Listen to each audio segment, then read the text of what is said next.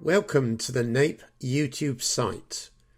We are indeed most fortunate to have Professor Janice Wearmouth contributing to our YouTube channel.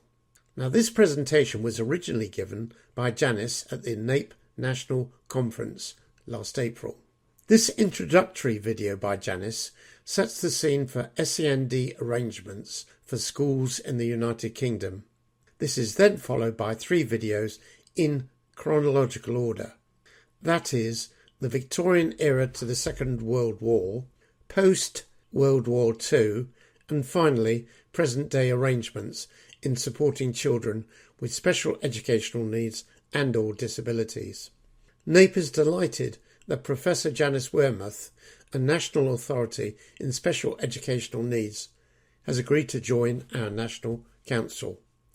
Thank you for viewing. I'm Janice Wearmouth. I'm actually the Emerita Professor of Education at the University of Bedfordshire right now. I've retired at the end of July, but I'm still continuing with an interest in the issues of special educational needs and disability and what's going on generally in relation to that area of education. It's really quite worrying currently.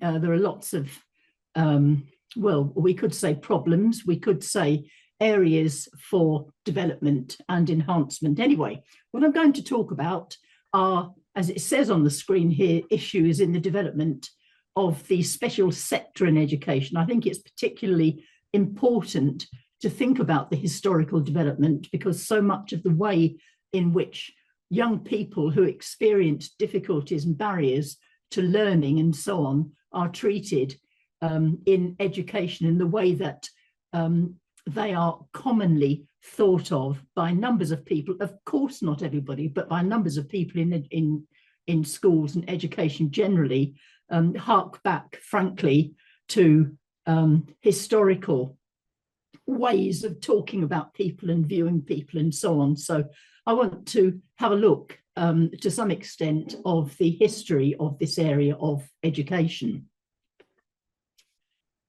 Education is always political. It's bound to be, considering that most children's education is paid for from the public purse. But in any case, it is political. And as we will see, certainly in the past, it was designed to some extent to keep people in their places, at the top, at the bottom, in the middle, or whatever. Major questions then in education, as I've listed here, what is education for? Is education the same for everybody, or is it different for different groups? Should everybody have the right to it? Who should pay for it? And then we come back to the political, and who should have a say in what happens in education? Should everybody have a say? Should it just be the government? Should it be those who consider themselves experts in education and research, or what? Should it be families? What should children learn about in schools, and who should decide that? And what about children who experience serious difficulties in learning? What should they learn? Now, on to human rights, which of course are very closely connected to the politics of education. What constitutes human rights? The right to what?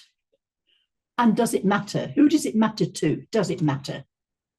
And how does this apply to education right now in England? And I am talking this afternoon specifically about special needs and disability in England. Now, to understand our current legal system, as I've kind of implied just now, it's really important to look at its development in terms of its historical and societal context.